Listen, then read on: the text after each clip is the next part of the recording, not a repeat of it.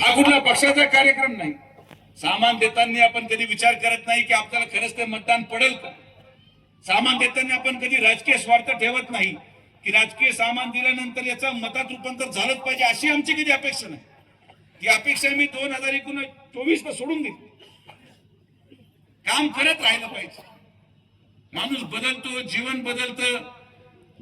बरं, मला असा प्रश्न पडला, मी नाही निवडून आलो काय हरकत नाही, ज्याला मतदान टाकलं तो काही दिसतोय कुठं, तो काही करू शकतो की? तुमचा ऊस घेऊन जाऊ शकत नाही। सामान मी देऊ राहिलो, ऊसाचं पेमेंट आहे मलाच द्यायचंय, दवाखान्यात आल्यावर बिल आहे मलाच माफ करायचंय।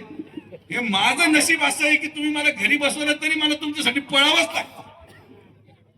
त्यामुळे कशाला घरी ठेवा, परत कुंकू लावून टाका एकदा, परत आपण 40 वर्ष हे काम करत राहणार। हे आपलं काम। सत्ता येते जाते, पण आजही माझी झाल्यावर देखील गावाचे सरपंच मलाच म्हणतात मला कोटभर रुपये कामाला दे। काय करायचं सांगा।